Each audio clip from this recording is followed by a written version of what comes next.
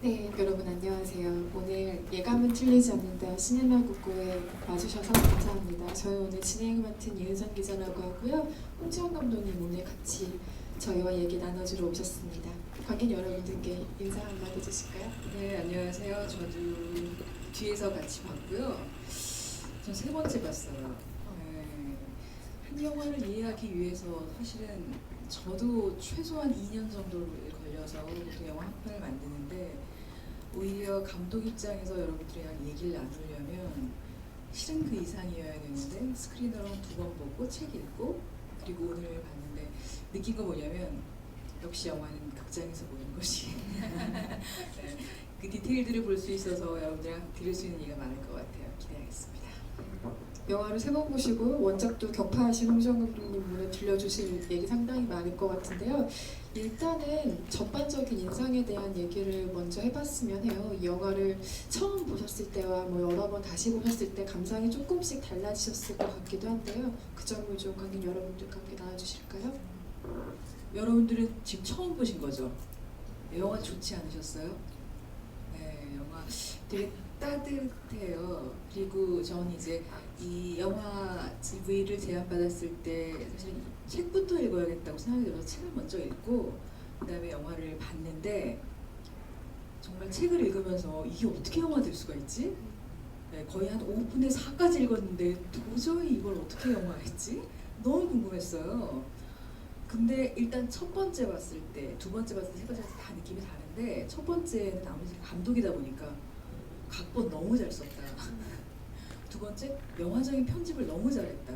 그게 전체적으로 살짝 저는 와닿았고, 책이랑 큰 차이가 있다면 비교라는 게 사실 뭐 우스운 건데, 저는 그런 것 같아요. 이 딸과 관련된 현재 토니의 이야기가 사실은 책에서는 사실을 알아버린 것, 그러니까 엄마 사라의 아들이한 그냥 충격으로 그냥 끝나거든요. 그래서 뒤가 굉장히 열려 있고 약간 우물하다 그래야 되나요? 네, 그런데 이 영화는 굉장히 따뜻하게 마무리가 돼요.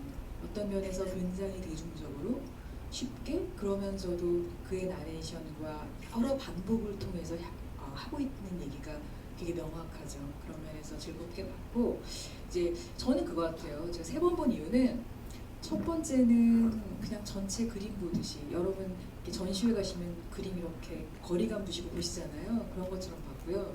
두 번째는 약간 퍼즐 맞추듯이 봐요. 난 이 전체를 아니까 어떻게 감독이 했지? 그래서 두 번째 보고요. 세 번째는 다시 재조합해요, 제가. 그래서 오히려 첫 번째 봤을 때보다도 가장 헷갈릴 때가 세 번째예요. 네, 그 의미들이 읽히고 막 그러니까요. 네, 아마 제가 보기엔 그 첫인상이라고 하는 거, 그런 거는 중요할 것 같고요. 네, 일단 저는 그랬습니다. 아마 이 영화를 보기 위해서 홍지원 감독님과 마찬가지로 소설을 먼저 접하고 오신 분들도 계실 테고, 원래 좋아하던 소설이 영화로 만들어져서 굉장히 반가움을 느끼시는 관객 여러분도 계실 테고, 혹여나 소설을 보고 오지 않으신 분들, 이 작품을 영화로서 처음 접하는 분들도 오늘 이 자리에 다 계실 텐데요. 원작에 대한 이야기를 오늘 조금 비교를 해가면서 영화에 대한 얘기를 풀어보려고 해요. 지금 홍지원 감독님께서 말씀하신 포인트가 사실은 굉장히 중요하죠. 톤이라는 남자를 어떻게 그릴 것인가. 그런데 책에서만 보면 사실 이 남자가 정말 비호감에 가깝잖아요. 그러니까 길에서도 별로 마주치고 싶지 않은 노년 남자. 되게 괴팍할 것 같고 굉장히 무신경하고, 영화에서도 어느 정도 그런 면이 그려지긴 하는데, 그 전 와이프가 다리를 다쳐서 나갈 때 나 다리 다쳤다 뭐 괜찮다라고 하니까 그제서야 다리 괜찮아? 라고 물어본다던가, 그런 식의 짤막한 에피소드들로 이 남자가 평소에 얼마나 무감한가, 타인에 대한 공감 능력이 얼마나 떨어지는가에 대한 얘기들을 조금씩 보여주고 있지만, 원작에서 사실 그게 조금 더 구체적으로 묘사가 되는 면들이 있는 것 같아요. 그리고 또 하나 중요한 것이라면 학창 시절의 묘사겠죠. 책에는 에이드리안이라는 이름으로 표기가 되어 있고, 영화에는 아드리안이라는 자막을 쓰고 있기 때문에 아드리안이라는 이름으로 통칭을 하겠습니다. 그 학창 시절의 아드리안이 얼마나 친구들에게 영감과 질투심을 주는 존재였는지, 그가 얼마나 똑똑한 학생이었는지, 얼마나 철학적 사고를 깊이 있게 하는 학생이었는지에 대한 묘사가 책 전반부에 나오고 있는데요. 그래서 저는 사실 영화를 보면서 아드리안이 어떤 모습으로 이 영화에 첫 등장을 할까가 굉장히 궁금했거든요. 감독님도 그 부분 기대하셨을 것 같아요. 근데 그 사실 소설과 영화의 비교라는 게 되게 무의미할 수 있다고 제가 아까 말씀드렸잖아요. 저도 사실 세 번째 작품 작년 말에 개봉한 당신 거기 있어줄래요라는 작품이 소설을 베이스로 해서 만든 영화예요. 근데 소설에서 있는 그 아드리안이라는 그 존재가 사실 영화 속에서 굉장히 중요한 모티브이긴 한데 제가 보기엔 중요하게 다루지 않아요. 오히려 토니가 막연하게 느끼는 그 미스테리한 첫사랑 그리고 그가 남긴 과거와 상처가 어떻게 조작되는가 그게 어떤 현재를 만든 이 부분에 포커스가 있어서 사실은 책에서는 약간 현학적이다 싶을 정도로 그 아드리안이 던지는 굉장히 철학적인 화두가 되게 중심이 되는데 오히려 소설은 그걸 확 압축해버렸더라고요. 다만 아쉬웠던 것은 제가 생각했던 소설을 그 보면서 느꼈던 아드리안은 저 모습이 아니었어요. 그 이상한 가르마를 탄 안경, 필테 안경이 아니었어요. 근데 너무 전형적으로 그린 것이 아닌가라는 아쉬움이 살짝 들긴 했으나 네, 그랬습니다. 저는. 얘기가 나온 김에 그러면 각색에 대한 얘기를 먼저 짚고 갈까 봐요. 감독님 지금 얘기해 주신 것처럼 귀여운 미소에 우리가 굉장히 인기 1위의 사랑한 소설 당신 거기 있어줄래요를 직접 각색하시고 연출까지 하셨는데요. 그렇기 때문에 크게 사랑받은 원작을 각색하고 영화로 만든다는 어려움에 대해서 누구보다 깊이 공감하실 것 같고 지금 말씀하신 것 외에 이 작품을 영화로 옮기면서 어떤 상상할 수 있는 어려움, 각색의 과정에서의 어려움 혹은 매혹적인 부분 이런 것들은 뭐라고 보세요? 일단 아까 소설 제가 부터 봤다 그랬잖아요. 이게 도대체 어떻게 영화가 되지 싶을 정도로 너무 구체적으로 잡히지가 않았어 인물이. 그런데 일단 라이카 중고 샵을 운영하는 괴팍한데 유머러스하고 사실은 굉장히 귀여운 아저씨라는 정확한 설명을 영화 5분 안에 딱 해내버려요. 그리고 우리가 익히 알고 있고 매력적이라고 생각하는 영국의 거리와 집과 키친을 보여줘요. 혼자 독거노인이고 뭐 등등 딱 우편 배달부 빨간색 표시하고 그리고 나중에 사라포드 그 집 갈 때 전원으로 갈 때 그 파란색 차 대비돼요. 굉장히 영화 어떻게 생각하면 소설은 우리가 많은 것들을 이미지로 상상하게 만들지만 영화는 그냥 구체적인 이미지로 던지는 거거든요. 그 차이를 감독은 정확히 알았던 것 같고 그렇다면 이 인물을 이왕 구체적인 거 어떻게 매력적으로 구체적일까를 생각을 했던 것 같아요. 그래서 아마 당신 거기 있어줄래요라는 소설과 이 줄리안 반스의 예감은 틀리지 않는다라는 소설의 큰 차이를 본다면 도저히 예감은 틀리지 않는다. 줄리안 반스가 굉장히 유명한 작가이고 맨부커상을 받은 작가임에도 불구하고 이걸 감히 영화를 만들기에 쉽게 엄두내지는 못하는 지점이 있다면 그래서 굉장히 훌륭하게 해낸 지점이 있다면 당신 거기 있어줄래요는 너무 거저먹었구나 이런 생각이 굉장히 영화적인 소설이었거든요. 그리고 어떤 면에서 약간 계보가 다른 작가죠. 줄리안 반스는 굉장히 철학적이고 어떤 이슈들을 굉장히 던지는 좀 현학적인 그리고 순문학적인 작가라면 이제 기욤 미소는 약간 통속 소설가 그런데 그럼에도 불구하고 프랑스에서 여전히 스테디셀러 작가이고 계속적인 작가로서 활동을 한다는 건 순문학을 하고 있는 그들에게도 굉장히 이렇게 뭐라 그럴까요? 좀 대우받을 만한 그래서 출발이 좀 틀린 것 같아요. 그래서 예감은 틀리지 않는다. 이거는 영화가 굉장히 다른 매력을 완전히 갖고 있는라고 저는 다르게 파악했어요. 여러분의 시간은 소중하니까 원작을 읽고 오시지 않은 분들을 위해 비교 포인트를 몇 가지 빠르게 말씀드리겠습니다. 사실 말씀하신 것처럼 이 영화는 소설과 영화 각각의 매력이 있는 영화이기 때문에 꼭 모든 사람이 조응을 하고 일치되는 영화는 아니에요. 물론 각각 매체만의 매력들이 있는데요. 영화에서 굉장히 중요하게 다뤄진 만큼 소설에서도 굉장히 중요하게 다뤄진 포인트들이 새롭게 있어요. 영화에 드러나지 않은 그런 것들에 대해서 몇 가지 얘기해 보려고 하는데요. 아까 말씀드렸던 토니의 성격과 학창 시절의 묘사가 일단 첫 번째고요. 그 다음에 베로니카 가족을 처음에 만나러 갔을 때 그 가족이 이 사람을 대하는 태도 자체가 책에는 굉장히 자세하게 묘사가 돼 있어요. 이 영화에도 마찬가지로 그 토니라는 인물이 베로니카에게 성적인 불만을 약간 가지고 있는 것으로 묘사되지만 소설에서 거기 한층 플러스돼서 드러나는 것은 계급적인 콤플렉스 같은 것이에요. 이 가족 전체에 가지는 그 잠깐 등장하지만 영화 속에서 그 가족이 이 사람을 어떻게 대하는지에 대한 묘사를 책에서 좀 더 자세히 보자면 일단은 그 가족 중에 이 남자의 토니의 말을 들어주고 귀 기울여주는 건 엄마 사라밖에 없어요. 뭔가 말을 걸어주고 대응을 해주고 어떤 질문을 던져주는 사람은 그 사람밖에 없고, 베로니카도 토니의 기억 속에서는 어딘가 퉁명스러운 존재, 자기를 무시하는 것 같은 존재로 그려지고 있는 반면 어머니는 굉장히 친절하게 이 사람에게 관심을 보여주는 존재로서 등장을 하고요. 아버지와 그 형 같은 경우는 대놓고 토니를 무시하죠. 그러니까 형이 좋은 대학을 다니고 있다는 이유로 자기를 무시하는구나 라고 토니가 계속해서 생각하게 되는 어떤 계기를 마련해주는 에피소드들이 계속해서 나오고요. 후에 그 형을 통해서 그 인터넷으로 찾은 다음에 베로니카에게 연락을 하는 것으로 나오잖아요. 원작에서는 조금 더 서신의 중요성이 강조가 되는데요. 그 형한테 여러 차례 이메일을 보내서 베로니카의 연락처를 좀 알 수 있을까요? 라고 했을 때 형이 번번이 토니에게 보낸 답장 역시 굉장히 그 사람을 무시하는 태도를 견지하고 있어요. 그래서 토니라는 사람은 그 형이라는 베로니카의 오빠라는 인물에 대해서 계속해서 반복적인 컴플렉스를 느끼는 것으로 묘사가 되고 있습니다. 그럼에도 토니는 굉장히 무감한 사람이기 때문에 원작 소설에서조차 사라가 자신을 유혹하고 있다는 걸 전혀 눈치채지 못하는 것으로 묘사가 돼요. 그리고 또 중요한 것이 아드리안의 일기입니다. 여기서 그 토니가 아드리안과 베로니카 커플에게 저주를 퍼붓는 편지 자체는 노년의 베로니카가 전달해준 설정으로 나오잖아요. 이 설정은 물론 원작에도 있고요. 하나 크게 다른 점이라면 아드리안 일기의 일부를 베로니카가 복사해서 토니에게 보여주는 대목이 있어요.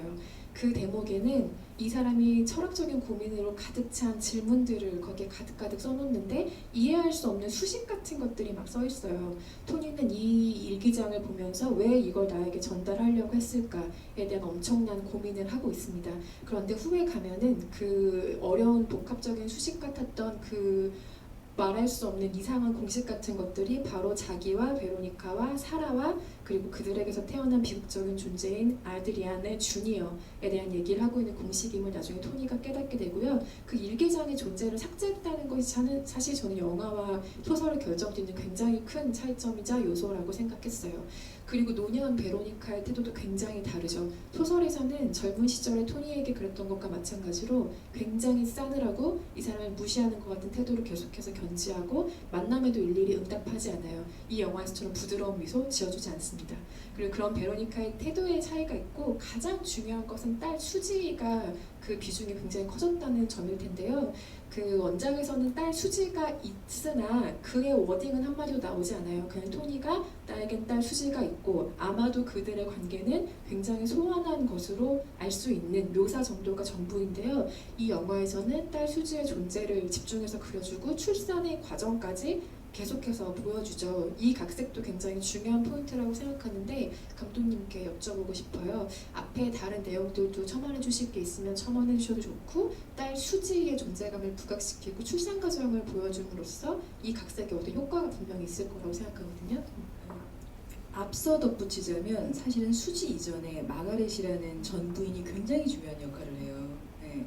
그러니까 원작에서는 변호사가 아니거든요. 그냥 어떠한 이유로 헤어진 전 부인. 그런데 상담 역할을 해주는. 근데 여기서 변호사가 되고 그 영화의 구성을 보면 과거로 가는 브릿지를 다 마가렛이 해줘요. 마가렛이랑 처음 만났을 때 밥 먹을 때부터 시작돼서 그녀의 집을 찾아가 저녁 식사하고 집에서 자는 순간까지 계속 과거가 들어가거든요. 그러니까 마가렛을 매개로 굉장히 그 중심적인 과거를 들어가게 된단 말이에요. 그래서 우리는 그거를 아주 순차적으로 현재에도 어떻게 영향을 미치는지 그리고 어떻게 현재와 연계가 되는지를 아주 부드럽게 볼 수가 있어요. 그래서 마가렛 역할이 굉장히 커졌는데 그러면서 수지가 왜 굳이 그냥 딸로서가 아니라 하필이면 이렇게 싱글맘인 것도 의미가 사실은 있죠. 사라 포드도 그렇고 실은 뭐 약간 아빠가 없는 아드리안 그러니까 리들 아드리안이 이제 태어나잖아요. 그런 상징. 그 다음에 가진통 시점에 말하자면 편지 그게 가진통이었어. 페이크였어.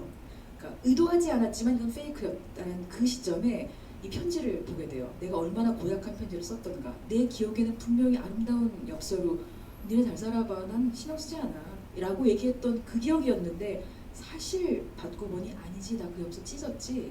그러면 시작이 되거든요. 그러니까 이 혼자 치르는 싱글맘으로서의 과정, 그 고뇌, 게다가 실질적으로 오는 아주 물리적인 그 행위, 가진통, 그리고 출산까지를 정확하게 드라마랑 엮은 거예요. 굉장히 연민한 거죠. 소설이 갖고 있지 않은 어떤 구체적인 상황을 가지고 인간관계를 가지고 1시간 40분 안에 압축적으로 그걸 표현하는 데 있어서 부인을 상담 변호사까지 역할을 주고 딸의 그 출산을 앞둔 그리고 우리가 사라포드 아드리안을 연상할 만한 세팅을 해주고 이런 것들이 아마 그 시나리오 작가와 감독이 다 협업을 통해서 이뤄낸 걸 텐데 그런 것들이 굉장히 좀 영화적인 포인트라고 생각이 들어요. 사실 수지의 출산 과정을 지켜보면서 그리고 마지막에 애가 태어났는데 울지 않는 그 잠깐의 장면들을 통해서 원작을 보신 분들이라면 설마 그 저주가 저 아이에게로 가는 것인가라는 불안감 같은 것들을 잠깐 느끼셨을 수도 있을 것 같아요. 어떤 그런 텐션도 아기와 출산의 과정이 역할을 어느 정도 하고 있다고 생각이 드는데 감독과 각본가는 조금 차이가 있죠. 역할에 대해서는 전부 알고 계실 테지만 이 작품 같은 경우는 각색을 한 작가가 따로 있고요. 물론 감독이 그 이후에 각색을 같이 붙어서 하긴 했지만 원래는 영국에서 그러니까 연극 대본을 주로 많이 쓰던 작가가 이 작품에 처음으로 영화 각색을 맡게 돼서 소설을 각색을 한 버전이 이 버전이고요. 감독 같은 경우는 인도 출신의 감독이에요. 그래서 할리우드에서 찍은 영화가 많진 않지만 이 영화가 사실상 최초의 영화지만 이 사람이 얼마나 드라마틱한 스토리텔링을 잘하는 감독인지는 이 전작을 통해서 알려진 바가 있어요. 런치박스라는 영화 혹시 보신 분 계실지 모르겠는데 소재 자체가 굉장히 재밌어요. 잠깐 감독의 전작을 얘기하고 넘어갈게요. 런치박스는 도시락이잖아요. 그 영화의 주제 자체, 중요한 소재 자체가 도시락이에요. 인도에는 여자가 아침에 도시락을 싸면은 그 회사인이 남편에게 그 도시락을 배달해주는 직업군이 따로 있대요. 그 직업군을 소재로 한 영화인데 아내가 열심히 아침에 도시락을 싸요. 도시락을 싸고 배달부가 남편한테 갖다 줘야 되는데 엉뚱한 사람한테 갖다 준 거예요. 근데 그 사람이 감히 그 도시락을 먹어보고 너무 짭니다라고 평가를 하게 되죠. 그래서 그 평가를 받은 아내가 너무 화가 나는 거예요. 남편이 먹은 도시락이 아닌 건 알아요. 하지만 자기 음식이 짜다는 거에 열이 받아가지고 그 사람을 만족시킬 때까지 도시락을 만들거든요. 그런 식의 어떤 굉장히 사소하고 정말 작은 에피소드를 가지고 굉장히 재미있는 스토리텔링을 만들어내는 사람의 재주가 있었기 때문에 바로 이 영화로까지 연출이 이어질 수 있었던 거고요. 그 두 사람의 협업이 아마도 이 영화의 가장 큰 공 중에 하나라고 생각을 하는데 두 사람이 당연히 줄리안 반스 원작자를 만났겠죠. 원작자를 만났는데 처음에 티타임을 가지면서 너무 떨어가지고 무슨 얘기를 하고 있는지 기억도 못했대요. 두 사람이 너무 떨고 있는 걸 줄리안 반스가 앞에서 다 보고 있다가 한마디를 했다고 합니다. 영화는 소설이랑 같을 필요가 하나도 없어요. 제 기대를 배반해주세요. 결말 부분은 어떻게 표현할지 감독과 각본가가 너무너무 고심을 하고 있다가 줄리안 반스 그 한마디를 통해 용기를 얻고 지금 같은 결말로 살짝 그 톤 앤 매너를 바꿨다는 얘기를 들었어요. 근데 결과 자체는 사실 동일하잖아요. 소설과 자기의 과거에 얼마나 저주를 퍼부었는지 그리고 그게 어떤 영향을 미쳤는지 노년의 자신에게 그게 어떤 결과로서 돌아오는지에 대한 것을 느끼는 결과는 똑같은데 원작에서는 그 대목에서 끝내버리잖아요. 그래서 이 사람은 영원히 고통 속에서 회한 속에서 살겠구나 라는 인상을 주는 굉장히 서늘한 결말인데 영화의 결말은 조금 다르죠. 그 사실을 알긴 알지만 이 사람은 자기의 과거를 반성하고 후회하고 자기의 지난 날을 반성하면서 앞으로는 조금씩 자기를 바꿔나갈 여지를 남겨주는 아주 행복한 결말로 끝난다고 사실 저는 생각하거든요. 근데 이 감독의 선택이 괜찮은 걸까 궁금해요. 원작을 읽으신 분들도 마찬가지 생각을 하실 텐데 감독이 만든 이 영화의 결말, 감독님 어떻게 생각하세요? 너무 감동적이었어요. 왜냐하면 이 작가가 이렇게 감독을 믿어주다니 그게 너무 느껴졌는데 사실은 대가만이 할 수 있는 일인 것 같아요. 그러니까 소설가가 내 거 이거 좀 이렇게 어떻게 좀 잘못하면 안 되게 조바심을 내는 게 아니라 그건 다른 장르예요. 당신 마음껏 하세요라고 던져주는 그 외포가 전 대단하다고 생각했고요. 실제로 결국 하려는 얘기와 소재가 같고 그리고 결론이 다르다 하더라도 어쨌든 원전은 그 줄리안 반스의 그 얘기잖아요.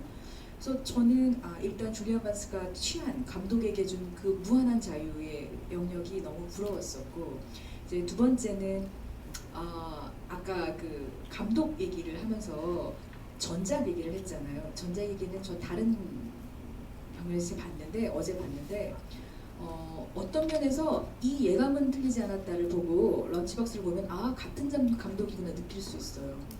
주인공이 다 이렇게 은퇴를 앞둔 굉장히 이 소통이 잘 되지 않는 아주 괴팍한 남자예요.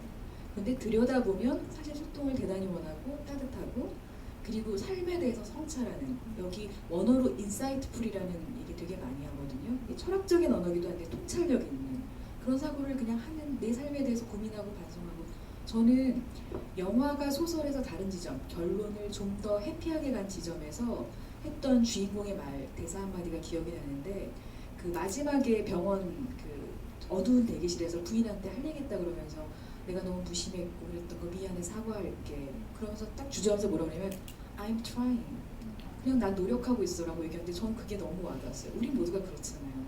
항상 실수하고 또 반성하지만 또 실수할 거거든요. 근데 나 노력하고 있어라고 하는 그 인정이, 그 고백이 토니를 굉장히 뭐랄까 인간답게 만든, 그리고 매력적으로 만드는 포인트였던 것 같아요. 그게 소설엔 없었어요.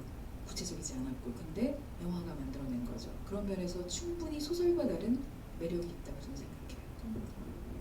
캐스팅이 굉장히 잘 된 영화잖아요. 보면서 어쩜 저렇게 적재적소에 딱 어울리는 배우들을 데려다가 연기를 시켰을까라는 생각이 들 정도로 캐스팅이 굉장히 탁월한데, 물론 모든 배역의 캐스팅은 중요하죠. 그런데 이 영화 같은 경우는 특별히 노년의 토니와 베로니카의 캐스팅이 너무나도 중요했고, 또 그들에게 어떤 과거의 회상으로서 계속 존재하는 아들이 아들 어떤 배우를 기용할 것인가가 감독의 굉장한 숙제였을 테고, 결과적으로는 그 숙제를 잘 해결한 듯한 인상인데요. 배우들의 캐스팅과 연기에 대해서는 또 어떻게 생각하시는지 궁금해요. 저희가 사실 영국 영화가 보통 해리포터 시리즈나 그 워킹 타이틀에서 만드는 영화들 많이 보다 보니까 짐 브로드벤트 같은 경우는 잘 모르시죠? 근데 너무 잘하지 않아요? 그 토끼 같은 눈을, 파란 눈을 막 동그랗게 뜨면서 계속 유머를 날리는데 너무 재밌기도 하고, 저는 굉장히 재밌게 봤고, 그 베로니카, 노년의 베로니카 역을 했던 샬롯 템플링은 되게 지적인 프랑스 배우로 더 유명한 사람이에요. 그리고 프랑스와 오정이라는 감독이랑도 작업 많이 하고, 저는 그 여배우를 한 2000년대 초반에 프랑스에서 처음 알게 됐어요. 그때 잠깐 제가 파리에 있었는데, 그때 막 그때 당시에 유럽에서 만들어지는 여러 영화들을 막 그냥 알아듣지도 못하면서 막 볼 때였어요. 근데 샬롯 템플링이 너무나 멋진 자태로 사진을 찍은 화보를 보고 누구지 싶었는데, 여전히 그때 또 똑같이 이 눈을 떴을 때 밑에 이 흰자가 되게 많이 보여서 굉장히 어떤 표정을 지어도 단호해 보이고 누군가를 단지하는 듯한, 앞에 있으면 그냥 쫄 것 같은 이런 인상을 주는 여자였죠. 제가 보기엔 샬롯 템플링이 이 영화로 베로니카를 다르게 해석하지 않았을까 싶어요. 말씀하셨던 것처럼 소설에서는 끊임없이 그 과거에서 헤어나오지 못하고 있는, 그리고 토니를 굉장히 원망하는 여자로 나오는, 그리고 수수께끼를 계속 던지는. 그런데 여기서는 사실 어조 자체가 틀리죠. 그리고 굉장히 일상이 되어 있어요.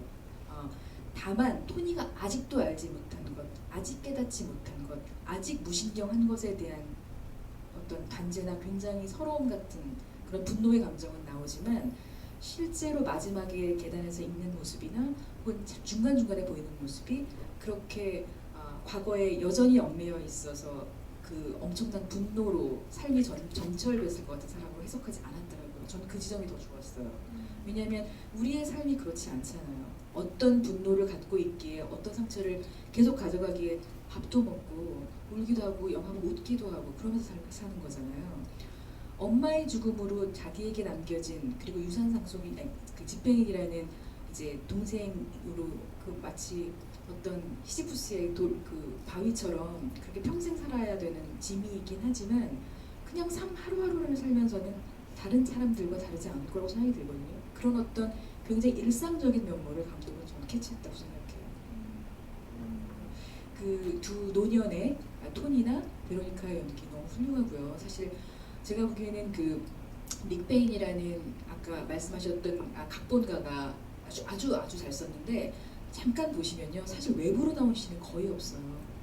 거의 토니의 집, 그리고 뭐 예전에 그 고등학생들이 그 강당, 교실, 정말 소품처럼 연극 어떤 무대처럼 그렇게 장소를 줄여서 사실 스펙타클하지 않잖아요. 그럼에도 불구하고 1시간 40분이라는 시간이 굉장히 밀도 있게 흘러가는 것은 연기자들이 연기를 정말 밀도 있게 해줬기 때문이거든요.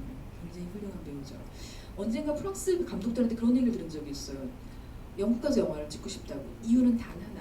배우군이 너무 좋다고. 네, 그러니까 프랑스 감독들도 너무 부러워하는 거예요. 영국 배우들의 그 베이스를. 네, 그 연극적 베이스를 갖고 있고 문학적, 철학적 그 해석을 갖고 있는 자기 캐릭터에 대한 분석을 할 수 있는 아마 그런 부러움이 아닐까 싶었고 저도 사실은 보면서 오랜만에 그냥 가벼움에도 불구하고 절대 가볍지만은 않은 연기를 보면서 되게 감동받았습니다. 원작에 가장 중요하게 언급되는 단어 중에 하나가 역사, 기억 이런 것들이 아닐까 싶은데요. 역사는 부정확한 기억이 불충분한 문서를 만났을 때 만난 지점에서 빚어지는 확신이라는 문장은 영화에도 등장을 하고 소설 속에도 등장을 하는 굉장히 중요한 모티브죠.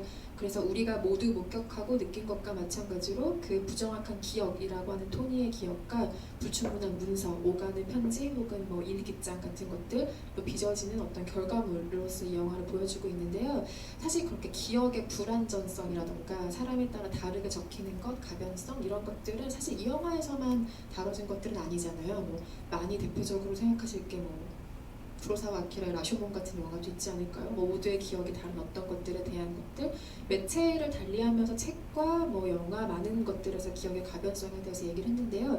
이 소재가 분명히 매력적이기 때문에 그렇게 여러 차례 만들어진 걸 거라고 생각하거든요. 감독님께서는 그 기억의 가변성, 불완전성 이런 게 매력적인 소재인 이유는 뭐라고 보세요? 사실 이 영화에서 과거랑 현재 부분이 그렇게 비중이 많이 차이가 나지 않아요. 굉장히 유려하게 흘러가고 있는데 우리가 현재가 더 많다고 생각하는 것, 특히 소설과 비교해서 현재가 많다고 생각하는 건 뭐냐면 현재는 지금 다시 시작되는, 다시 쓰여지고 있는 진행 중인 역사거든요. 근데 과거는 어쨌든 우리가 그 과거 속을 들어가서 본다 하더라도 그냥 있었던 거예요. 그냥 something happened. 거기 그런 말 하는 거잖아요. 그래서 그 아드리언이 그 역사 시간에 무슨 얘기를 하냐면 우리가 모른다는 걸 안다고 얘기할 수가 있나요? 역사라는 것, 특히 돕슨의 자살권을 한번 얘기해 봅시다. 그러면서 사실은 그 돕슨의 자살권을 다시 한번 영화 속에서 보여주는데 그때가 하필이면 아드리안의 자살에 대한 얘기를 할 때 그 얘기를 해요. 그 선택에 딱 중첩이 되는 거죠. 아마도 감당하지 못했을, 우린 아드리안의 진술을 듣지 못했으니 그냥 아드리안이 죽었어, 자살을 택했어 라는 걸 할 뿐 과연 왜 죽었는지 정확한 이유가 뭔지 알 수 없죠. 그런데 우린 그냥 상황을 보고 지적인 가설을 내세우고 정황적인 근거로 그냥 추측할 뿐이죠. 그러니까 그때 고등학생이었던 아드리안은 돕슨의 친구의 자살을 보면서 정말 우리가 그의 자살 이유를 정확히 진술할 수 있을까? 그렇지 못할 거라고 얘기를 하는 거죠. 어쩌면 영화도 시간을, 어떤 특정 시간을 어떤 공간을 담지만 그냥 감독에 의해서 편집되고 감독의 충분한 생각들이 그의 생각대로 이렇게 조합된 것이잖아요. 그런 면에서 태생적으로 영화 자체는 기억의 조합이가 조작이기도 하고 그런 것 같아요. 그래서 영화적인 많은 소재들, 예를 들면 뭐 타임슬립도 있고요. 뭐 기억의 조작도 있고요, 첫사랑 얘기도 있고요, 뭐 등등등 있을 텐데 그래서 계속 회자가 되는 게 아닌가. 영화랑 굉장히 어떤 면에서 영화적인 어떤 편집적 포인트, 편집에 따라서 너무 얘기가 달라지기도 하는 그 기억의 속성과 영화의 속성이 약간 맞아떨어지는 지점이 있어서 소재가 좀 매력적이지 않나, 저는 그렇게 생각합니다. 저희 마지막으로 얘기를 하나만 더 나누고 관객 수역으로 마이크를 넘겨볼까 하는데요. 제목이 왜 바뀌었냐, 울분을 터뜨리시거나 혹은 공감하시거나 하는 양분화로 반응이 나타날 것 같은데 원제는 더 센스 오브 온 엔딩, 결말의 예감 정도로 해석될 수 있는 제목을 쓰고 있죠. 그런데 책으로 출간이 되면서 예감은 틀리지 않는다라는 제목으로 바뀌었고 이 영화 역시 개봉하면서 고스란히 그 한국 제목을 따르고 있는데요. 제목이 왜 이렇게 결정이 됐을까? 많은 분들이 아마 고심하시고 궁금해하실 만한 대목이라고 생각해요. 감독님은 혹시 이 제목에 대한 어떤 아이디어 있으세요? 왜 이렇게 바뀌었을까요? 여러분들은 혹시 그런 경험 없어요? 사실은 이게 한국 제목으로 예감은 틀리지 않는다잖아요. 근데 저는 자꾸 이게 예감은 틀리지 않았다로 읽히는 거예요. 계속 예감은 틀리지 않았다 이렇게 이해가 되더라고요. 그러면서 왜 제목이 바뀌었을까? 예감은 틀리지 않는다. 그러면서 제가 제 경험을 이렇게 비추어 보니 예감은 항상 틀렸는데, 그러니까 제가 가장 나쁜 케이스를 말하자면 마음으로 준비하는 방식은 뭐냐면 이런 일이 벌어지지 말아야 될 텐데 근데 그 경우의 수를 제가 다 생각하는 거예요. 항상 제가 생각했던 건 안 일어나고 그걸 비껴나 있더라고요. 그래서 제가 저를 보호하는 방식은 뭐냐면 내가 지금 앞으로 무슨 나쁜 일이 일어날 건데 그것들의 경우의 수를 다 생각해봐. 그럼 최소한 이건 안 일어나겠지? 그러면서 근데 항상 맞았어요. 정말 그것이 아닌 방식으로 일어나더라고요. 그랬는데 아마 여기서 예감은 틀리지 않는다라고 한 건 사실은 그냥 이건 우스갯소리로 결말의 느낌? 결말의 예감? 종국의 예감? 이런 걸로 영화 제목 나오면 보고 싶으세요? 혹시? 아니죠. 저 한국 분들 네이밍 너무 잘하는 것 같아요. 네. 예전에 내일을 향해서라도 그렇고 우리에게 내일은 뭐 등등등 너무 많잖아요. 연언으로 따지면. 네. 예감은 틀리지 않는다는 어떤 면에서 살짝 비껴나 있긴 한데 굉장히 뭐랄까 토니가 맞이할 어떤 면에서 그가 불안하게 갖고 있는 그 사라 포드가 남긴 어떤 유산에 대해서 계속 미스테리를 가지고 푸는 혹은 첫사랑에 대해서 갖고 있는 그것조차도 뭔가 기억하고 싶지만 예감이 좋지 않은데 뭐 이것에 대한 얘기이지 않았나 싶어서 약간 의의적으로 표현한 것 같아서 그 한국어로 지은 이 새로운 제목이 더 애정을 갖는다고 해야 할까요? 저는? 네, 그렇습니다. 저는 이 제목을 처음 보고서 혹시 그 소설 안에 예감은 틀리지 않는다를 반영할 만한 어떤 대목이 있는가를 굉장히 열심히 뒤져봤어요. 근데 처음에 이해가 되지 않았던 이유는 예감이라고 하는 것은 미래에 대한 시제를 가지고 있는 말인데 이 영화는 기억, 과거에 대한 이야기란 말이죠. 근데 왜 예감이라는 단어를 사용했을까 굉장히 제 안에 어떤 궁금증이었는데 결국에는 시간이라는 게 현재도 과거 영향을 분명히 받고 있고 미래도 과거 현재로부터 완전히 동떨어질 수는 없는 일직선상에 놓인 어떤 것들이라고 생각을 하거든요. 그런 면에 있어서는 이게 미래 시제를 사용한 것이 꼭 미래의 어떤 예감을 얘기하는 것만은 아니겠구나 라는 생각이 들어서 마침 그에 맞는 구절이 하나 발견된 게 있어서 적어와 봤는데요. 토니가 하는 그 자기 말 중에 한 대목이에요. 나는 인생의 목적이 흔히 말하듯 인생이 마냥 좋은 것만은 아님을 시간이 얼마나 걸리건 상관없이 기어코 납득시킨 끝에 고달파진 우리가 최후의 상실까지 체념하고 받아들이게 하는 데 있는 건 아닌가라고 생각할 때가 있다. 그러니까 인생의 목적이 자기가 무슨 얼마나 숱한 노력을 하건 뭘 하건 결국에는 우리의 모든 목적과 방향성과 이런 것들을 체념시키는 어떤 고약한 존재라고 생각할 때가 있잖아요. 인생은 우리의 비전 같은 거 신경도 안 쓰고 우리가 어떻게 살아왔는지에 대한 감각도 없이 우리 삶을 마음대로 조절할 수 있고 이런 것들을 종국의 토니가 물론 이 영화에서는 반성하고 나아가는 지점을 보여주지만 소설에서는 그 대목에서 끝나버리거든요. 그래서 이 사람은 정말 막연하게 자기의 미래라든가 과거와 현재 자기가 했던 행동들에 대한 어떤 결과물로서의 현재 미래를 받아들이게 되는 굉장히 슬픈 예감을 받아들이는 지점에서 소설이 끝나고 있기 때문에 아마도 그런 제목이 딱히 많이 어긋나진 않는 제목으로서 활용되고 있는 것이 아닌가라는 생각이 들었어요. 제목에 대해서는 많은 분들이 아마 생각이 많으실 것 같아요. 관객석으로 마이크를 한번 넘겨볼까요? 영화를 오늘 보신 감상을 나눠주시거나 혹시 질문이 있으신 분들은 저희가 물론 감독과 배우는 아니지만 성실성의껏 대답해드릴게요. 네, 어떤 분께 마이크 먼저 드릴까요? 네. 다른 건 다 이해가 가는데 좀 설명을 듣고 싶은 부분이 있어서요. 그 엄마인 사라가 유혹하는 느낌이 들긴 하지만 그 부엌에서 그 달걀 프라이를 하다가 물속에 그냥 쳐넣는 장면이 한 2번 정도 나오잖아요. 그러니까 느낌으로는 알겠는데 뭔가 좀 더 많이 알면 확 와닿을 것 같아서 이 부분을 좀 설명을 부탁드릴게요. 제가 소설로 읽기로는 그 장면 나오거든요. 그리고 첫 사라포드를 딱 한 컷 보여줄 때 그 뒷모습이에요. 근데 이제 그때 흔히 생각하는 자기 꿈을 접고 주부가 됐을 때 그 가사에 능한 여자가 프레 알이 깨졌다고 해서 확 개수대에 던져서 물로 이런 걸 하지 않잖아요. 저녁 식탁에서 시 읊고 근데 마치 이렇게 잘 생각나지만 없지 맞아? 뭐 이러면서 동의를 구하듯이 없는 그녀의 약간 매력 포인트가 그런 지점에 있는 것 같아요. 평범한 주부 같지 않은 어떤 지점. 그러니까 앞치마를 두르고 하고는 있지만 되게 서툰 여자가 되게 활발하게 자신의 실수를 확 저지르면서 읍스 막 그러면서 그런 것들을 제가 보기엔 토니의 시선으로 되게 매력적이고 인상적인 어떤 이미지. 사라포드에 대한 다른 밑에 하는 손 같은 건 굉장히 노골적인 부분이 어떤 면에서 자신이 처음 그 사라포드로부터 당신이 뭐 돈과 약간의 돈과 일기장을 받게 되었을 날 편지를 받았을 때 처음 딱 그 떠올리는 여기서 영화에서 나오는 이미지가 그 이미지거든요. 아마도 그가 몇십 년 만에 그녀를 떠올렸을 때 그때 그 집에서 아침에 개수대에서 어쨌든 그거가 너무나 인상적이고 너무 특이했는데 이런 거 아니었을까요? 싶어서 저는 그 장면을 아마 감독이 몇 번 강조했을 거라고 생각이 들어요. 그 시대는 어쨌든 주부가 하는 모습으로 이례적인 약간 제스처였을 것 같아요.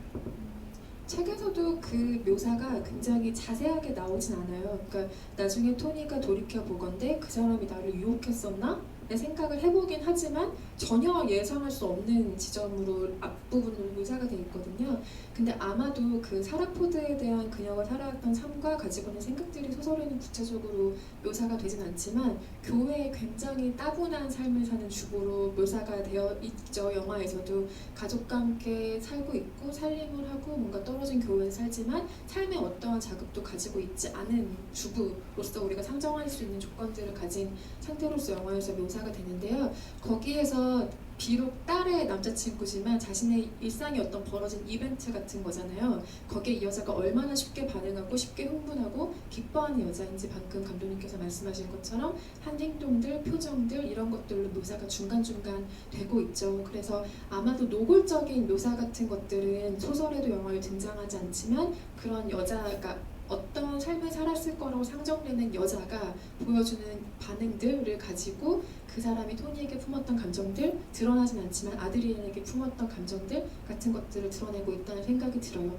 궁금해하실까봐 덧붙이자면 소설에도 그 장면은 구체적으로 묘사가 되어 있지는 않습니다. 다른 관객분 얘기를 한번 또 들어볼까요? 네, 자, 세 번째 줄에 계신 관객분이요. 저는 소설도 잘 못 읽고 인폼 없이 그냥 봤거든요. 근데 너무 좋았어요. 근데 이제 여러 가지로 잘 이렇게 설명을 해주셔가지고 의문점 많이 해결이 됐는데 저한테 딱 와닿았던 거는 두 주인공이 도미니카하고 토니가 젊었을 때 그 차 안에서 이제 관계를 하려다가 이제 못하고 다시 앞자리로 옮겨서 이제 관계에 대해서 물어요. 근데 그 관계가 꼭 미래가 있어야 되냐고 관계에 있어서 그러면서 그 앞에 주사위 두 개가 이렇게 왔다 갔다 하면서 되게 큰 주사위였어요. 근데 그걸 딱 보는 순간 갑자기 아인슈타인의 신은 주사위 놀이를 하지 않는다가 갑자기 딱 들어오는 거예요. 그래서 그런 포인트를 감독님이나 아니면 해설위원 그 분께서도 제가 느끼는 그런 걸 느끼셨는지 좀 약간은 궁금하더라고요.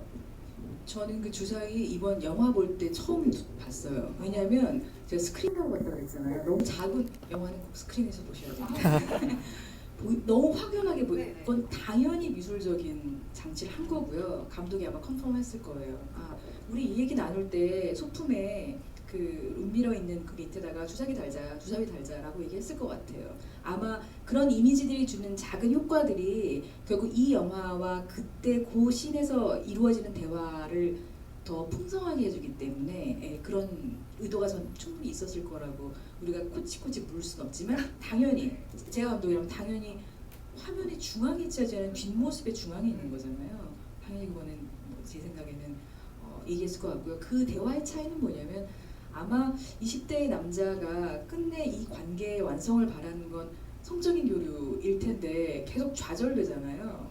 그래서 이제 일종의 약간 열등감이 있기도 하고 그걸 베프인 아드리안한테 뺏긴 것도 그렇고 자기의 기억 조작에 위해서는 심지어 그 베로니카의 오빠인 잭이 소개해서 된 거라고 생각하잖아요. 그 두 친구는 아니라고 얘기하는데 그런 기억 조작이 있는데 그것들이 사실은 여러 사회적인 관계와 자신의 트라우마 속에서 벌어지는 일들이죠. 우리도 그렇지만 그런 것 같고 베로니카는 그냥 어떤 면에서 책에서는 사실 저는 그건 것 같아요. 영화에서는 되게 미스테리어스한 어떤 여자라고 되게 아름답고 첫사랑으로서 아름답고 미스테리어스한 여자라고 하는데 소설에서는 꽤 토니의 입장에서 젊은 시절 반 그리고 나이 든 반이 보니까 그 베로니카가 파악이 돼 있어요. 아 얘는 그때 나한테 그냥 게임을 걸었던 거고 뭐 이런 식으로 약간 처음에는 되게 모르겠는 여자야. 그리고 매력이 있어라고 하다가 영화에서 이렇게 단편적으로 보이는 이미지와는 다르게 되게 그냥 20대 그런 여자라고 되게 정리가 돼 있거든요.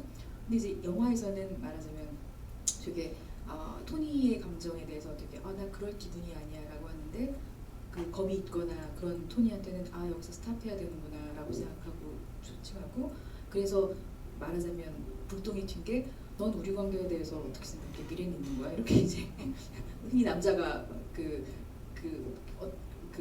뭐랄까 자기가 원하는 육체적 관계 이르지 못했을 때 하는 아주 뜬금없는 대사들 그런 거 아니었을까요? 저는 굉장히 그냥 그런 걸로 받아들였어요. 토니가 보면 노년의 토니와 젊은 토니가 인생에 큰 변화가 아닌다면 그렇게 변할 수가 있을까요? 어쩌면 젊은 토니에게는 지금 노년의 토니에게 있는 그 유머러스함과 괴팍함과 있을 수 있거든요. 있는데 젊은 분들이 순진하게 보이는 거죠. 경험이 적고 그렇기 때문에 보이는데 그런 부분에서 베로니카에 대한 마음이 같았을 거라는 생각이 좀 들어갔고 그 젊은 치기 어린 남자가 할 수 있는 자기가 이루고 싶은 어떤 관계에 이르지 못했을 때 하는 푸념과 생망과 그것이 딱 깨졌을 때 엄청난 독설과 약간 수순이 비슷하잖아요. 여러 남자들과 비슷하잖아요. 그런 거 아닐까요?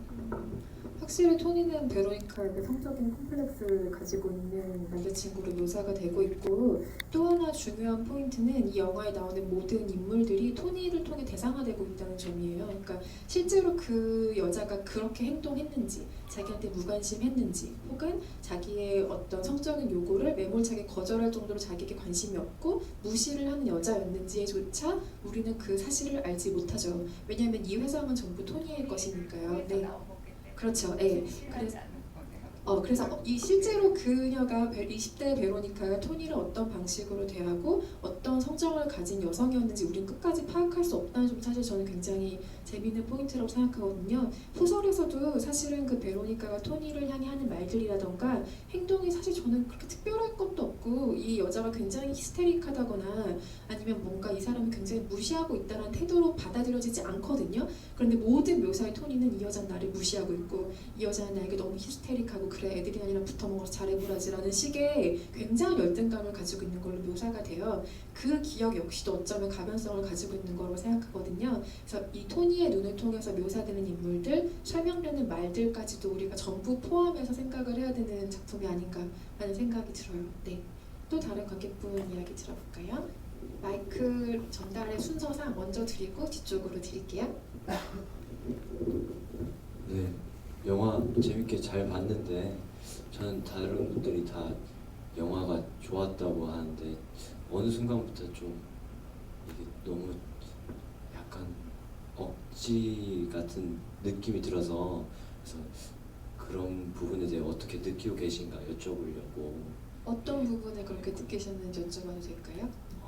왜 그랬냐면 그 라이카를 하면서 이제 카메라 수리점을 이 아저씨가 하잖아요. 근데 저기 예전에 사귀었던 여자분이 정말 자기 때문에 그렇게 했냐, 자기 때문에 라이카 수리점을 했냐라고 했을 때 예전에 뭐 역사에 대해서 dob슨이 진짜 살아서 자기가 진술을 해야만 우린 진실을 알 수 있다라고 말을 했지만 실제로 여기선 저 아저씨가 자기의 역사임에도 불구하고 저는 자신조차도 어느 쪽이 옳은지 이제 말할 수 없다라는 걸로 저는 받아들였거든요. 그러다 보니까 이제 이 제목 같은 경우에도 책 같은 경우 약간 열린 결말로 해서 이렇게 그 마지막 한번 주고 끝나니까 센스 오브 언엔딩으로 하면 될 것 같은데 영화는 너무 그 하나로서 줄이다 보니까 센스 오브 디 엔딩이 돼버린 것 같은 그런 느낌이 들더라고요. 그러다 보니 영화가 어느 순간까지는 저 원래 원제에 따라서 굉장히 열려 있고 실제로 그 역사 속에서 있었던 사람조차도 그 사람 dob슨이 살아 돌아와서 dob슨에게 물어본다고 해도 자신이 무엇 때문에 죽었는지도 알 수 없는 그런 내용인 것 같은데 그럴 것 같은데 마지막에 가서는 이게 결말을 너무 따뜻하게 만들 하나로서 이렇게 좁혀나가려고 하다 보니까 이야기가 너무 좀 빠그라지는 것 같은 그런 느낌이 들더라고요. 그래서 혹시 다른 분들은 전혀 그런 게 없었는지 아니면 이렇게 이야기를 꾸밈으로써 오히려 얻는 가치 같은 게 있을까요?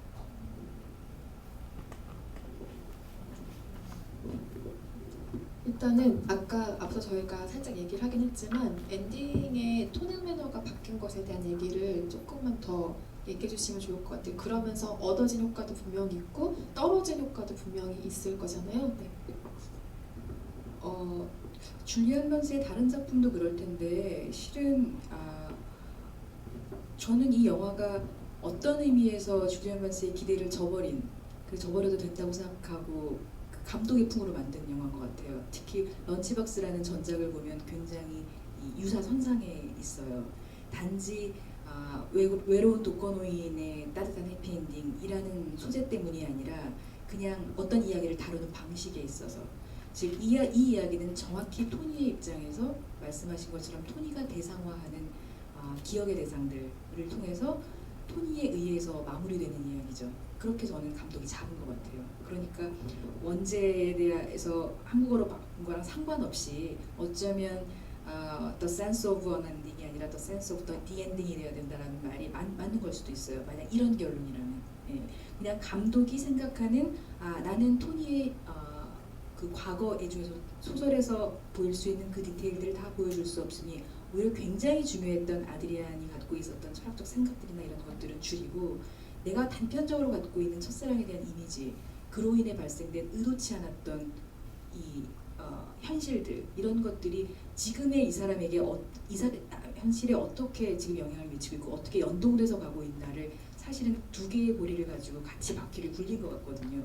그런데 제가 보기엔 줄리아 반스는 거기에 머무르지 않았어요. 그리고 오히려 열어두었죠. 우리들의 기억에 대해서, 우리들이 기억하는 역사에 대해서 등등에까지 굉장히 넓혔는데 이 사람은 어떤 면에서 그냥 구체적인 어떤 톤이라는 인물, 심지어 굉장히 구체적인 직업을 갖고 있고 뭐 등등등 아주 쉽게 첫사랑에 의해서 베로니카를 만났던 그 처음에 라이카 때문에 어쩌면 은퇴 이후에 아주 쉽게도 나는 꼭 그 이유였냐라고 얘기할 수는 없지만 어떻게 하다 보니 라이카 중고 가게를 하게 되었네? 라는 아주 자연스러운 수순으로 그 직업을 택하게 된 거잖아요. 서술한 거니까 이거는 감독의 의도가 굳이 다른 어떤 걸 할 수도 있는데 베로니카의 첫 만남에서의 그 소품을 어쨌든 현재 은퇴한 그가 이혼한 그가 갖고 있는 약간의 미련처럼 설정을 한 거니까 그건 충분한 의도가 소설엔 없거든요. 있으니까 그건 말하자면 디엔딩이 되는 거죠. 그런 의미에서 줄리안 반스의 책에서 갖고 있는 어쩌면 열린 결론 그리고 좀 더 깊은 이야기 그리고 한 인물로 구체적이지 않은 이야기를 보편적으로 풀면서 조금 현학적인 느낌이 있었다면 철학적으로 깊이는 있었지만 아마 이 영화에서는 어차피 나오는 인물이 구체적인 공간에서 구체적인 직업을 가지고 구체적인 관계를 통해서 드러나야 했기 때문에 이 사람의 약간 해피엔딩적 결말을 그 드라마 모드를 제가 보면 가져온 것 같고요. 그렇지 않았나라는 생각이 들어요. 그래서 저는 뭐 비교를 하자면 줄리안 반스의 책은 책대로의 의미가 있는 것 같고요. 이 감독은 감독대로의 제가 말씀드렸잖아요. 이 소설이 어떻게 영화가 될 수가 있지? 이렇게도 되는구나.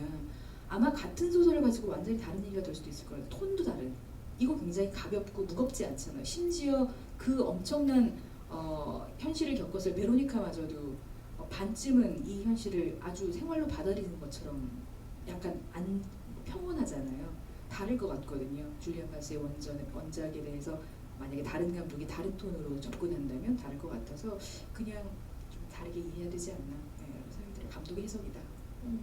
그 카메라 얘기를 해주신 김에 영화에 있는 모티브들을 조금 더 얘기를 해보면 이거는 원작도 나와 있는 부분이긴 한데 베로니카랑 토니가 처음 이메일로 회신과 서신을 주고받다가 다리에서 처음 만나는 장면이 있잖아요. 런던에 가보신 분이라면 굉장히 유명한 장소라는 걸 대본에 알아차리셨을 텐데 워블리 다리라고 밀레니엄 다리라고 더 많이 부르기도 하는 그 다리가 생폴 생폴 성당과 그 테이트 모던 미술관을 연결하는 다리죠. 굉장히 과거의 것과 굉장한 현대의 것이 같이 있는 공간이거든요. 소설에서조차 그 두 사람이 그 다리의 중간에서 만나서 과거와 현재를 자연스럽게 통과하는 모티브를 주고 있는 건 굉장히 중요한 설정인 것 같거든요. 이 영화에서도 그거를 굉장히 유려하게 활용하고 있다 생각이 들고, 카메라 같은 경우는 홍지영 감독님 말씀하신 것처럼 원작에는 없는 설정이지만 이 영화의 중요한 소재인 기억의 가변성, 편집성 같은 것들을 생각할 때 카메라가 굉장히 중요한 모티브라는 생각이 들거든요. 사진이라는 것도 우리가 그 순간을 정확히 기록한다고 생각하지만 어디까지나 편집된 기억의 일부인 거잖아요. 그런 점에서 굉장히 인상적인 모티브로 중요하게 사진, 카메라 이런 것들이 활용됐다는 생각도 들고요. 다른 관객분 이야기를 또 들어보기로 했죠. 좀 궁금한 게 뭐였냐면은 저는 이제 저 예감은 틀리지 않는다는 제목이 좀 마음에 개인적으로 안 들었어요. 이제 옆에 친구는 좋은 제목이라고 일단 호기심을 자극하는 성공적인 제목이라고 의견을 주더라고요. 그래서 저는 이제 궁금한 게 그럼 다른 나라에서 이 소설이나 영화가 다른 나라에서 상영, 예를 들면 일본이나 뭐 다른 나라에서 할 때는 거기는 어떻게 번역했나 그게 조금 궁금했어요. 그래서 혹시 아시고 있으면 알려주시고요. 그 다음에 제가 이제 나이가 있다 보니까 이렇게 해피엔딩으로 하는 게 인생이 그렇게 해피엔딩이 아닌데, 그러니까 예전에 본 영화 중에서는 이제 윈터 슬립이라는 영화가 있었는데 그런 영화에서는 굉장히 불행하거든요. 결국 자기 모습, 인정하고 싶지 않은 자기 모습을 이런 그런 영화에 비해서 너무 해피엔딩이어서 각색자나 감독자가 나이가 어떻게 될까? 제 경험상은 까칠한 인간은 계속 나이 들으면 더 까칠해지고 심술쟁이는 계속 심술쟁이가 되는데 저렇게 보는 그 연령대가 좀 틀렸나? 좀 그게 궁금했습니다. 네.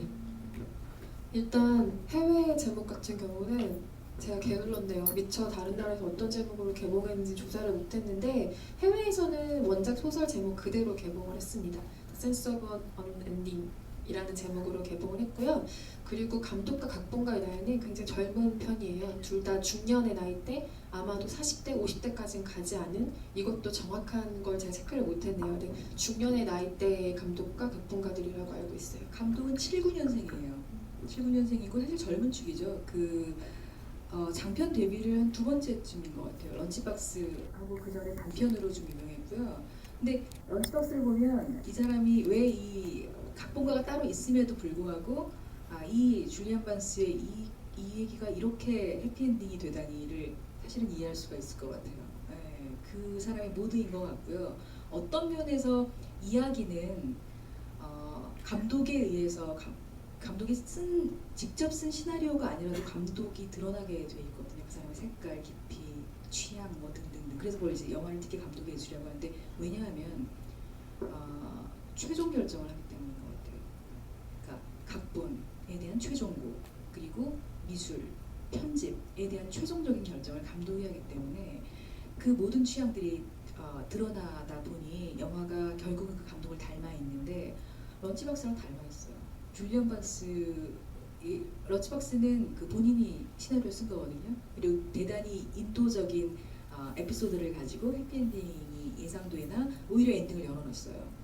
예상되지만 구체적인 장면을 보여주진 않아요. 예를 들면 두 남녀의 딱 만나는 지점이랄지 이런 것들을.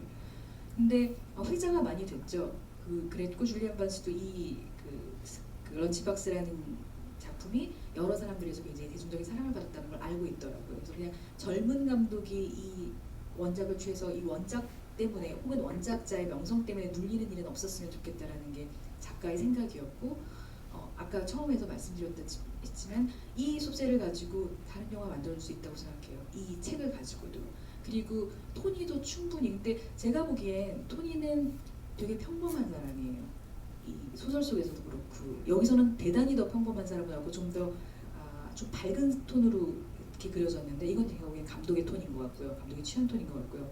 줄리안 반스의 그 토니도 그닥 아드리안과 대비되는, 아드리안은 굉장히 능소적이고 어떤 면에서 까뮈의 자살론을 얘기하면서 우리가 취할 수 있는 어쩌면 철학적인 유일한 질문은 자살이다라고 얘기를 하고 본인도 그렇게 그 삶으로 마감을 하는데 그쪽이 어떤 면에서 아드리안이라면 토니는 오히려 굉장히 일반적인 고민하고 일반적인 선택을 하고 일반적인 상식에 따라 사는 사람 같은 거로 포지셔닝을 해놨더라고요.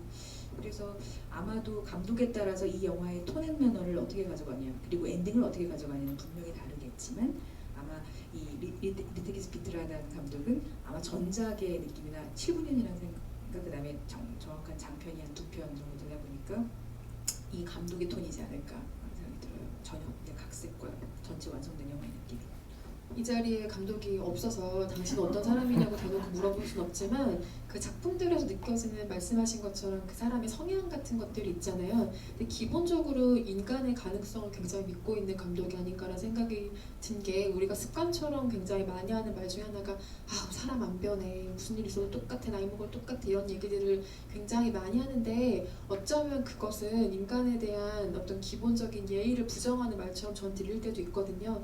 우리가 살면서 모든 것에 영향을 받으면서 살아가는데 그게 인간의 어떠한 면도 변화시키지 못한다는 건 굉장히 절망적인 조건인 것 같아요. 그래서 우리가 만나는 사람들, 나누는 이야기들, 보는 영화들, 읽는 책들 같은 것들이 많은 것들이 인간을 변화시킬 수 있다고 생각하거든요. 근데 감독도 아마도 기억조차 아니면 자기 과거의 지난날을 반성하는 그 태도조차 사람을 변화시킬 수 있는 것이라는 걸 믿는 태도를 견지하고 있는 사람이 아닌가라는 생각이 들어요. 기본적으로 인간의 가능성을 믿는 사람이라는 거겠죠. 저희 마지막 질문 하나만 더 받아볼까요? 두 분이 손 드셨는데 어떡하지? 짧은 질문이면 두 분 다 드릴까요?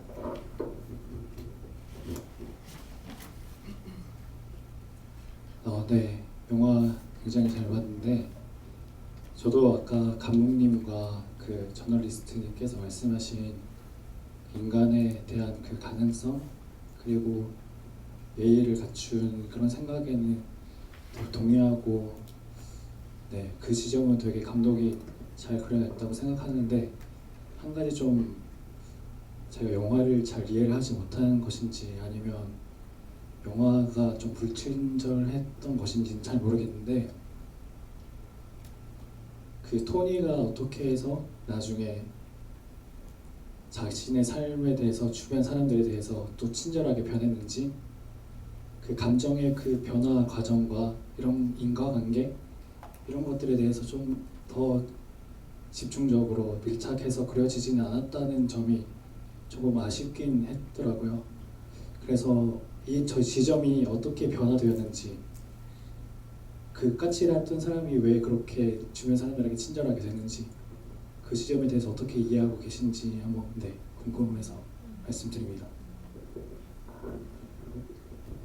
글쎄 제가 이해한 바로는 해피엔드의 모드를 두고 모드를 두고 했을 때 취할 수 있는 가장 사소한 변화 정도로 저는 정했을 것 같아요. 우편 배달부한테 보이는 처음 그에게 약간 쳇바퀴 돌듯이 늘 같은 시간에 부평을 받고 퉁명스럽게 대답하고 뭐 등등 그리고 항상 스트레이트로 빨리 얘기를 좀 정리했으면 좋겠는데 버벅거리고 이런 거 못 기다리고 이런 캐릭터잖아요. 근데 보지만 그 영화가 결국은 내가 의도치 않았던 어떤 독설이 사실은 그 사건에 말하자면 일말의 책임이 있죠. 도의적 책임이 있죠. 네. 노년의 베로니카가 했던 기억하세요? 그 일기장을 주지 않은 것에 대해서 법적으로 넌 이걸 볼 이유가 있어. 그렇지만 도덕적으로 넌 볼 수는 없지. 뭐 이렇게 얘기를 하는데 오히려 반대로 저는 이제 이 톤이라는 인물이 변화에 있어서 자기의 그 의도치 않았으나 결국은 자기도 감당하기 어려운 그 직면 했을 때 오히려 그것에 대해서 굉장히 큰 변화나 이것이 아니라 자기 주변에 있었던 그 같이 왔던 제가 그 현재와 과거가 되게 그 왔다 갔다 하는 고리를 마가렛이라는 젖부인을 통해서 했다고 했잖아요. 그 마가렛을 둘렀던 또 다른 여자가 이제 수지라는 딸인 거고. 그러다 보니까 그 생활 내의 변화고 쌓여온 어떤 숙제들이 그 계기를 통해서 그냥 약간의 변화를 가지고 전 약간의 변화라고 생각했어요. 말하자면 이 사람이 개과천선한 느낌이 아니라 어렴풋이 몰랐던 것을 알게 된 것 같은 느낌 같은 거죠. 미처 깨닫지 못했던 것들이 약간의 계기로 된 것 같은 느낌. 그래서 큰 어떤 사람의 변화라고 느껴지진 않았어요. 그 사실 영화적 대비를 보기 위해서 그냥 장치로 우편배달 부대한 친절함 이런 거로 얘기하지만 자세히 들여다보면 그는 처음부터 유머러스였고, 그리고 핵심을 찔렀고, 다만 여유가 생기고 남을 돌아볼 수 있는 여유가 조금 더 생긴 건데 큰 근본적인 변화라고 생각되지는 않아요. 다만 그 사람이 몰랐던 어떤 일들이 삶에 침투했고, 그것이 약간 퍼지면서 이제 뭐 몰랐던 생각들을 이제 하게 된 거예요. 저는 그렇게 얘기했어요. 저도 마찬가지 생각인데요. 소설을 혹시 읽어보셨나요? 소설에서 토니는 진짜 단어가 너무 나쁜 거 못돼 처먹으니까 이거. 그러니까 정말 아까 제가 길에서도 마주치기 싫은 노년의 남자라고 했잖아요. 이 사람이 그 베로니카라거나 다른 사람들에게 그 자기의 궁금한 과거 때문에 정말 너무나 무례하게 접근해가는 과정들이 있어요. 그래서 와, 이 사람은 정말 자기가 과거에 어떤 행동을 했는지 기억도 못할 뿐더러 아무리 기억이 없다고 하지만 자기와 연관성이 1도 여태까지 없던 사람들에게 너무나 무례하게 자기의 궁금증을 해결하기 위해 접근해가는 모습을 보면은 이 사람이 첫 장을 넘기면서 봤던 토니에 대한 인상과 마지막 장 인상이 굉장히 달라지거든요. 점점점 비호감의 길을 걷는 사람이에요. 근데 이 영화를 보고 제가 처음에 충격 아닌 충격을 받았던 이유는 감독님께서 계속 얘기하셨던 것처럼 토니가 굉장히 유머러스하고 귀여운 상식선을 지키는 할아버지였다는 점이었어요. 그래서 그게 굉장히 충격 아닌 충격이었는데, 이 영화가 인간에 대한 애정을 가지고 캐릭터를 만들고 이야기를 만든 영화라고 상정을 했을 때 이미 설정부터가 감독님 말씀하신 것처럼 상식선에서 크게 어긋난 사람으로 그리고 있진 않는 것 같아요. 보통의 상식선을 지켜가던 사람이 자기가 인지하지 못했던 과거의 어떤 과오와 마주쳤을 때 그걸 통렬하게 반성하는 내용에 가까운 거죠. 이 사람이 자기의 잘못을 뉘우치지 못하는 사람으로 그려지려고 했다면 앞에 보여진 토니의 태도 또한 조금 달랐을 거라고 생각을 하거든요. 소설에 비해서는 굉장히 상식적인 수준으로 토니를 그리고 있고, 그렇기 때문에 그 사람의 변화가 극심한 변화처럼 느껴지지는 않는다는 생각도 들어요. 소설을 읽어보시길 권합니다. 토니가 싫어질 거예요. 또 마지막 질문 받아볼까요?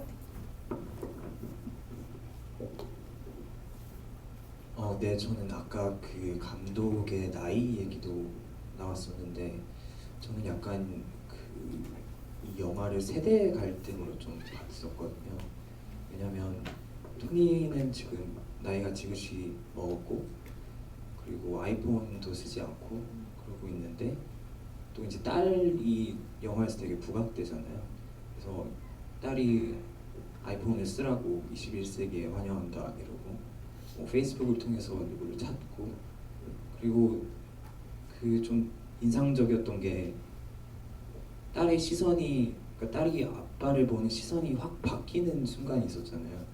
그게 저는 소설을 안 읽어서 소설에도, 그 소설에는 그런 부분이 없겠지만, 아빠도 이런 과거가 있었구나 이런 걸 이제 이해하는 순간 갑자기 아빠를 이해하게 되고, 아빠는 자기가 이해하지 못했던 어떤 과거에 대한 것을 이해하고 나서 좀 더 자기 삶이 변화하게 되잖아요. 약간 그게 세대 갈등을 얘기하는 게 아닌가, 저는 그런 해석을 좀 했었거든요. 초반에 보면 영국 일상을 이렇게 보여주는데, 그 라디오를 보면 이상하게 계속 브렉시트 얘기가 나오고, 그런 것 자체도 세대 갈등이 좀 녹아있고, 레즈비언에 대한 시선도, 젊은 사람들은 레즈비언들은 출산도 하고 막 이러는데 그거를 딸은 윽박지르게 되고 그런 거를 받아들이라고, 이런 것들에 대해서 혹시 어떻게 생각하시는지. 세대 갈등이라고 보기에는 그 알렉스와 심슨이 이 I Love School 같은 거 가르쳐 주잖아요. 네, 그러기도 하고, 베로니카가 레즈비언 그래서 어쩌자는 거지? 그 얘기 나온다면 어쩌려고 이 정도의 동조를 하는데, 사실은 거의 토니 대 세상인 것 같아요. 토니 혼자만 아직도 이메일을 쓰지 않고 아이폰을 모르며 21세기를 나누고 있지 않은 사람인 거죠. 네, 그런 지점인 것 같고, 세대에서 저도 계속 뭐 라디오에서 나오는 것들 뭐 계속 유럽 연합에서 이제 뭐 경제적인 어려움 뭐 이런 거 얘기하고 그러는데, 그래서 이게 무슨 의미가 있나? 아마 있겠죠. 네, 있을 텐데 세대 갈등 자체로 가는 것 같지 않고, 어떤 빨리빨리 돌아가고 있는 정세 안에서 여전히 공고한 그리고 그냥 그 안에서 쳇바퀴 돌듯이 자기의 그 일상을 하고 있고 빨리빨리 자기 리듬대로 그 바깥 세상이 이루어지지 않을 때 부리는 짜증과 약간의 불친절함 이런 어떤 캐릭터 모드를 위해서 했던 정도였던 것 같아요. 그래서 토니가 어떤 면에서 나중에 다 관계 짓는 토니가 스스로 토니 자체 스스로를 대상화할 수 있는 영화라고도 생각이 들거든요. 왜냐하면 과거 시절 내가 이렇게 고약한 편지를 썼었다고 자기도 놀라잖아요. 우리 모두 그럴 거예요 아마. 우리의 기억 속에서는 아주 말끔하게 지워졌을 어떤 것들에 대해서. 그래서 저는 토니 자체를 이 영화가 갖고 있는 소설이 갖고 있는 약간 엣지 있는 캐릭터나 이런 부분에서는 조금 멀어졌지만 우리가 우리를 좀 들여다보기에 공감하기에는 충분히 가까이 갔다는 생각이 드는 게 그 토니라는 인물이 좀 더 대중적으로 우리가 쉽게 볼 수 있는 약간 괴팍하지만 나름 유머러스 있고 재미있는 할아버지 정도로 이 포지셔닝을 했기 때문 아닌가라는 생각이 좀 들어요. 지적인 질문들 감사합니다. 저희 자리를 마무리해야 될 시간이 됐는데요. 기억에 대한 얘기를 계속 하다 보니까 오늘 하나의 바람이 생기는데 여러분께서 오늘 이 자리에서 느끼셨을 감흥이 있을 텐데 내일과 모레와 시간이 계속 지날수록 이 자리가 실제보다 훨씬 좋았던 기억으로 남으셨으면 좋겠다는 생각이 들고 오늘 긴 시간 동안 함께 해주신 관객 여러분들께 홍지영 감독님 마지막 인사 한마디 해주시고 저희 마무리하겠습니다. 네, 저는 영화를 찍지 않는 동안에는 남의 영화를 많이 보고 정말 훌륭하구나 이렇게 감탄하면서 네, 소일합니다. 예감은 틀리지 않는다는 저한테는 분석하기 되게 좋은 영화였어요. 왜냐하면 저는 보는 게 좀 약간 운명인 것 같거든요. 제가 다음에 준비하고 있는 영화가 약간 과거랑 이렇게 섞여야 되는데 그러기에 되게 좋은 참조가 되는 그리고 약간 제가 철학 전공을 하다 보니까 더더욱 소설 속에서나 혹은 토니의 나레이션으로 정리하는 앞뒤의 이야기가 되게 와닿았어요. 네. 이것이 해피엔딩인 채로 해피엔딩을 마무리하는 사람은 사실 또 이 세상을 그렇게 더 밝게만 보지 않거든요. 영화 속에만이라도 이 소재 안에서만이라도 이런 생각할 때가 많거든요. 그러면서 여러분들이 이 영화를 자신의 기억과 역사 속에 좀 대입해 보면 너무 재밌지 않나. 내가 첫사랑이었던가 첫사랑을 찾던 사람이었던가 남녀 상관없이 그런 것도 재밌을 것 같고요. 이거 볼수록 감독이 얼마나 세밀하고 섬세하게 배치했는지 보여요. 그런 팁들이 굉장히 많거든요. 보시면서 아마 저 같은 오늘 3번 봤을 때 제가 발견한 것들을 이렇게 꼼꼼히 발견하시기 바랍니다. 네, 오늘 영화 재미있으셨다면 주변에 입소문도 좋은 입소문 많이 부탁드리고요. 지금 장기 상영으로 가면서 분위기가 점점 좋아지고 있는 영화인데 주변에 많은 추천 부탁드리고 여러분 편지는 신중하게 씁시다. 긴 시간 동안 자리 지켜주셔서 감사합니다. 안녕히 가세요.